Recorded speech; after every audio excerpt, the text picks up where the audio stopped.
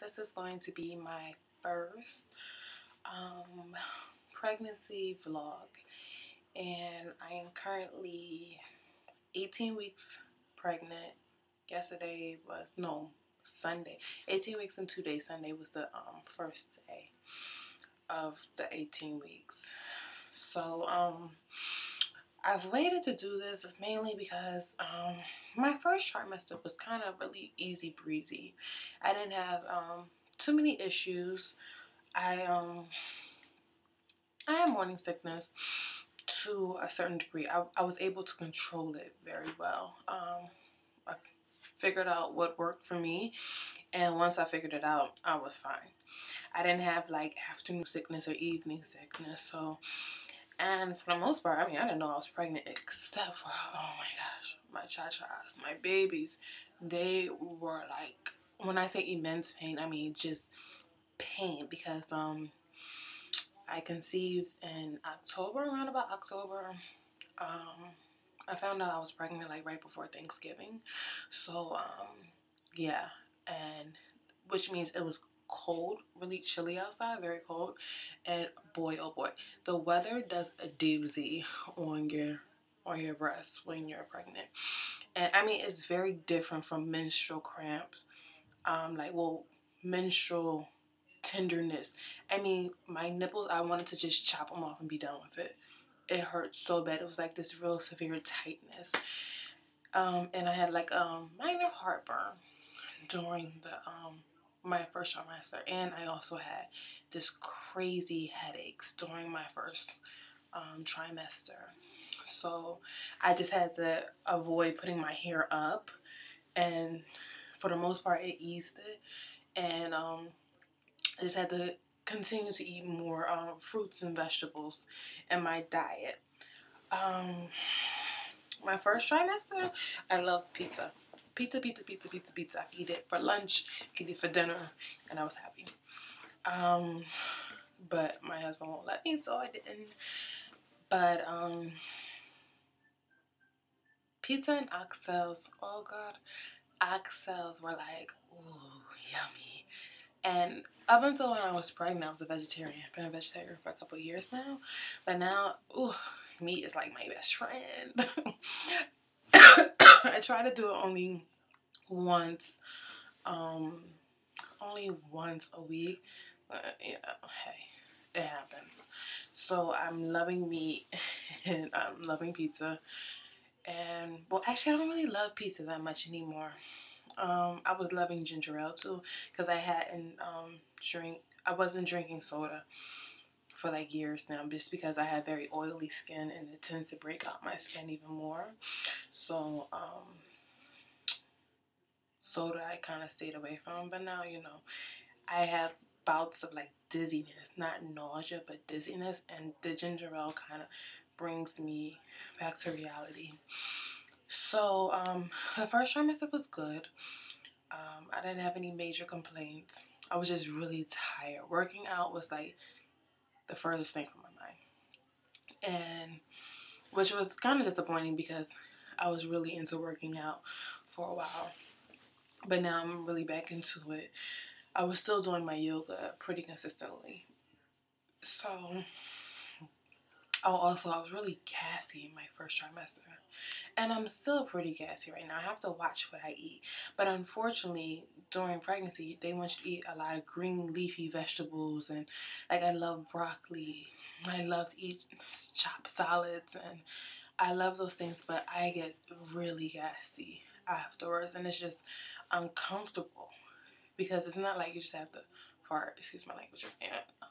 But it's like just tightness. And it's just really just like, oh, God have mercy on me. So, let me tell you a little bit about second trimester is, you know, so far so good. I got my energy back, and I am, you know, everything else for the same. It's about the same. I have gotten really bad acne during this pregnancy because I have oily skin, so I don't have that pregnancy glow, which kind of sucks, but I'm not really too disappointed. I wasn't expecting it. sleeping is very uncomfortable. I just want to sleep on my back. I really want to sleep on my back again. And after a certain time period, they encourage you not to sleep on your back because it cuts off blood flow or oxygen or something. I have to look it back up. So that has sucked also. And what else? Yeah, so just my sleeping is just, my sleep patterns are terrible this trimester. Oh my gosh, peeing. I'm just so tired of peeing. I swear I have to pee like every 5 seconds. As soon as I drink something, 5 minutes later I have to pee. But I guess it's to be expected. Okay, let me tell you about my method of doing my pregnancy, I guess. I've decided I want to have a natural birth, and I've decided I want to do a home birth. So I found a midwife, and it's really funny because it seems like every woman in New York City is pregnant, because I had to call a lot of midwives in order to find my midwife, who was actually wonderful, and God works everything out in the end. The midwife I wanted initially, she's going to be out of town during the time I'm my expected due date, which is July 24th, 2011. So she referred me to one of her backup midwife, and I love her. She's awesome. She's not far from my house, and so when my appointments, which now are every 4 weeks, it's easy to get to. And when it's time for her to come to me, the last I think 4 weeks, where they have to see you every week, the midwife actually comes to your house and does all your checkups, and then the baby's born here at home.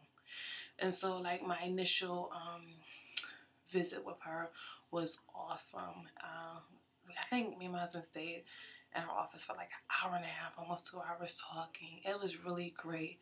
And my first like actual appointment where, you know, she checked me and all that other stuff, it was great as well.